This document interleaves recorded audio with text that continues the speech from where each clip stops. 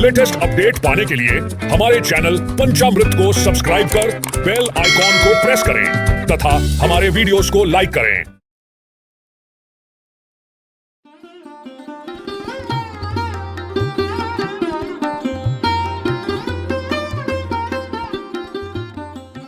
अर्जुन कहने लगे कि हे जगदीश्वर, मैंने आश्विन कृष्ण एकादशी अर्थात इंदिरा एकादशी का सविस्तार वर्णन सुना। अब आप कृपा करके मुझे आश्विन माह के शुक्ल पक्ष की एकादशी के विषय में भी बतलाइए। इस एकादशी का क्या नाम है तथा इसके व्रत का क्या विधान है? इसका व्रत करने से किस फल की प्राप्ति होती है? कृपया यह सब विधान पूर्वक कहिए। भगवान श्री कृष्ण ने कहा, हे कुंती नंदन, आश्विन माह के शुक्ल पक्ष की एकादशी का नाम पापांकुशा है। इसका व्रत करने से सभी पाप नष्ट हो जाते हैं तथा व्रत करने वाला अक्षय पुण्य का भागी होता है। इस एकादशी के दिन इच्छित फल की प्राप्ति के लिए भगवान विष्णु का पूजन करना चाहिए। इस पूजन के द्वारा मनुष्य को स्वर्ग लोक की प्राप्ति होती है।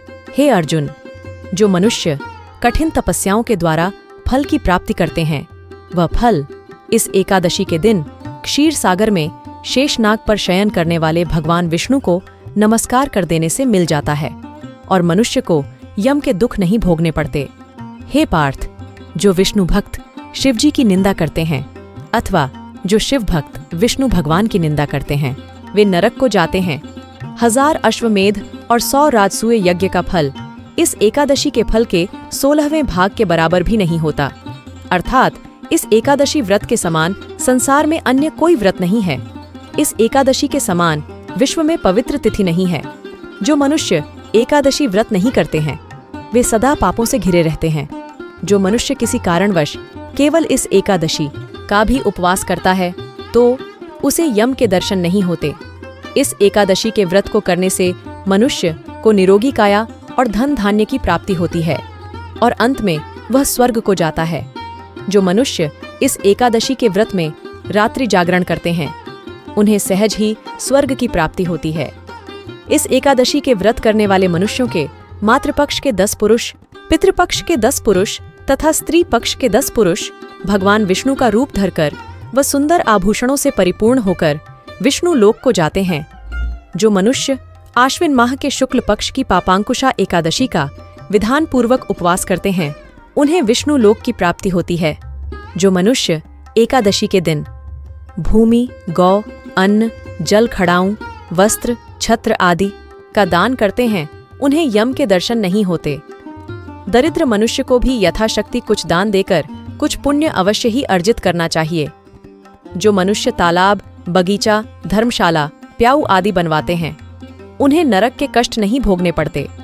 वह मनुष्य इस लोक में निरोगी, दीर्घायु वाले पुत्र तथा धन धान्य से परिपूर्ण होकर सुख भोगते हैं तथा अंत में स्वर्ग लोक को जाते हैं।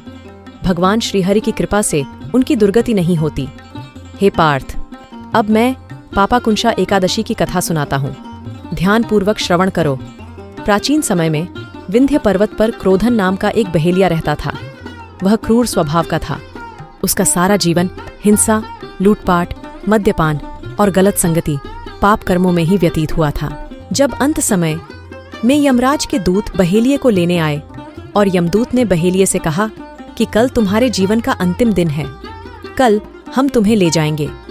यह बात सुनकर बहेलिया बहुत भयभीत हो गया और महर्षि अंगिरा के आश्रम में पहुंचा और महर्षि अंगिरा के चरणों पर गिरकर प्रार्थना करने लगा। बहेलिया ने ऋषिवर से कहा, मैंने सारा जीवन पाप कर्म करने में ही व्यतीत कर दिया।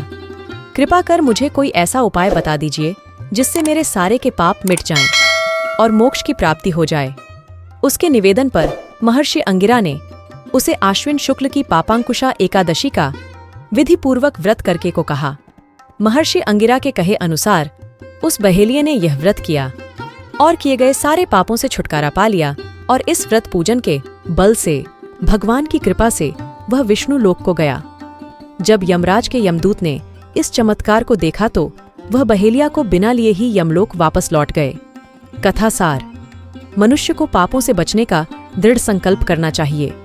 यूं तो भगवान विष्णु का ध्यान स्मरण किसी भी रूप में सुखदायक और पापनाशक है, परंतु एकादशी के दिन प्रभु का स्मरण कीर्तन सभी क्लेशों व पापों का शमन कर देता है। इति शुभम।